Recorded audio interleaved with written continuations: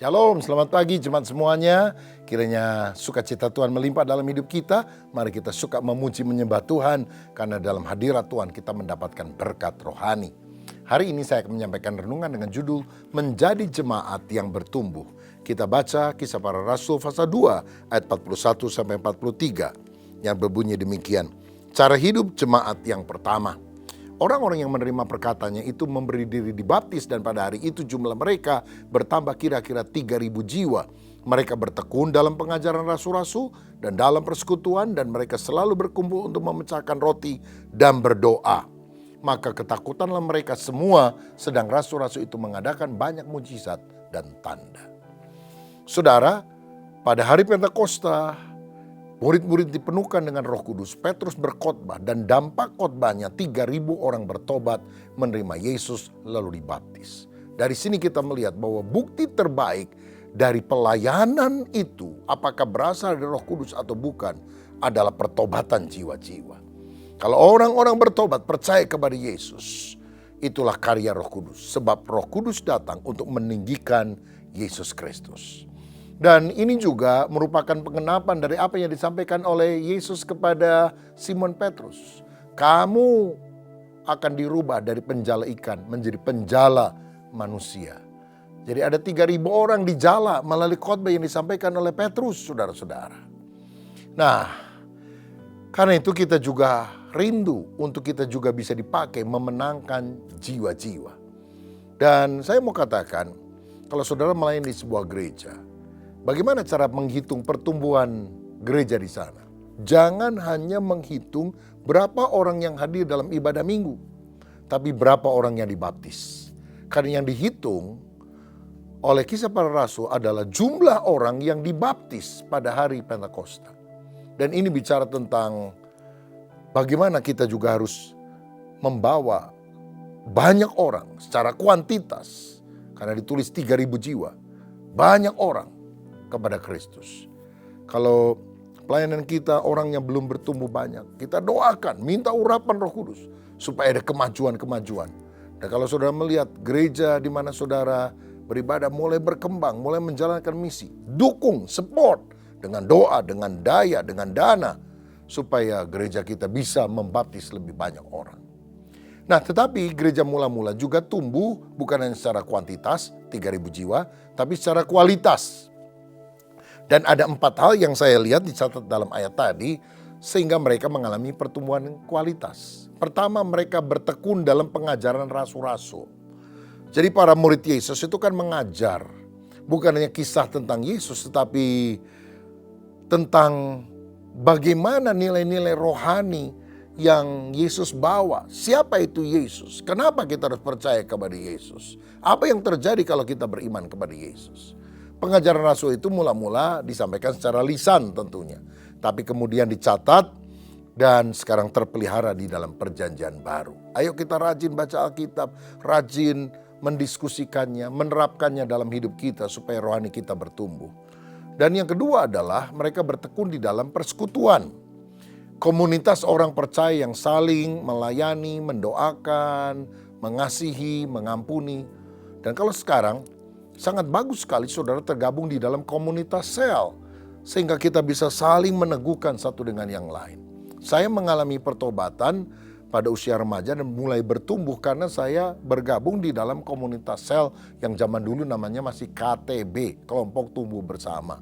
Tiap minggu ketemu ya 8 orang, 10 orang, terus sampai akhirnya kami mengalami pertumbuhan rohani karena baca firman, menerapkan firman.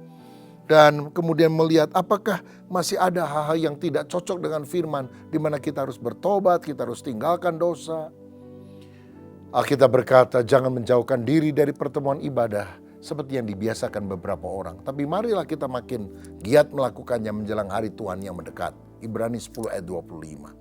Kalau saudara mau tumbuh rohani, baca firman, bertekun dalam pengajaran rasul-rasul, bersekutu di dalam komunitas kasih, sehingga kita kuat. Pergaulan yang buruk merusak kebiasaan baik. Tapi kalau saudara memiliki pergaulan yang baik, yang menguatkan, engkau akan tumbuh rohaninya. Yang ketiga, mereka bertekun dalam memecahkan roti. Ini tentu bicara tentang perjamuan Tuhan, perjamuan kudus. Kita harus selalu ingat Yesus telah mati buat kita. Darahnya tercurah. Dan kalau kita makan dan minum dari perjamuan kudus, kita selalu ingat kita harus manunggal dengan Dia. Tetapi zaman dulu, memecahkan roti atau perjamuan kudus, itu bukan makan roti kecil dan minum sedikit anggur. Tapi itu makanan biasa, saudara sekalian. Artinya ya roti biasa dimakan banyak gitu. Ada perjamuan kasih lah kalau sekarang.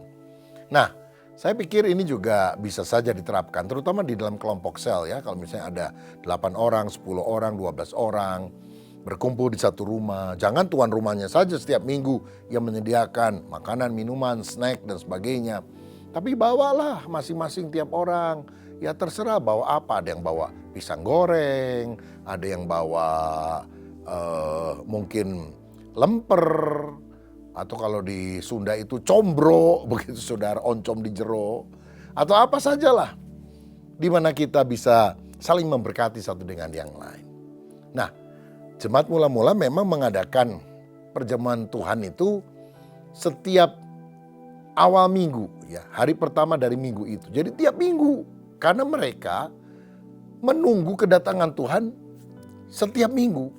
Karena mereka pikir hari Minggu yang berikutnya, kan Yesus bangkit hari Minggu.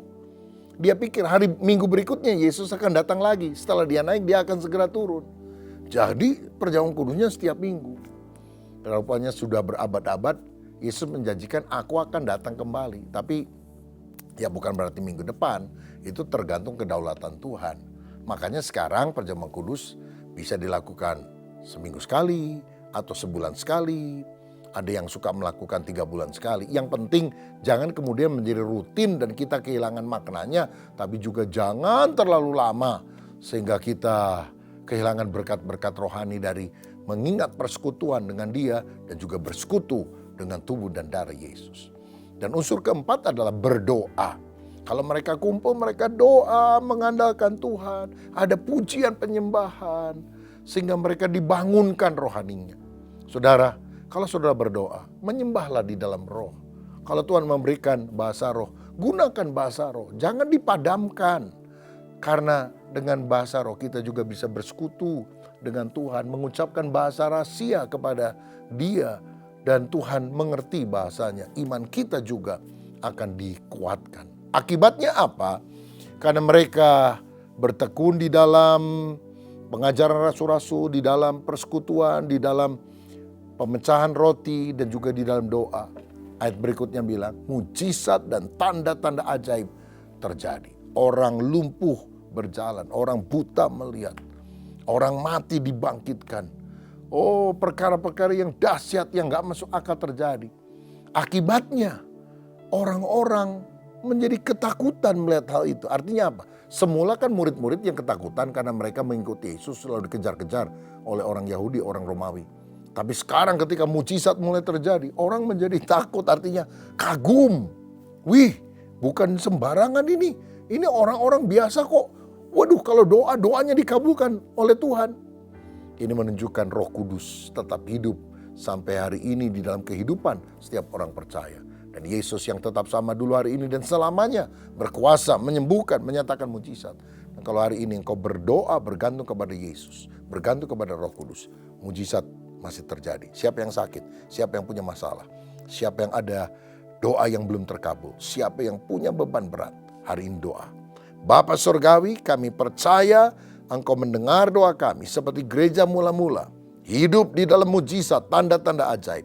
Kami juga rindu mujizat itu terjadi. Lawat kami Bapa, sembuhkan yang sakit, berikan jalan keluar bagi yang punya masalah. Dan kami percaya doa kami dikabulkan.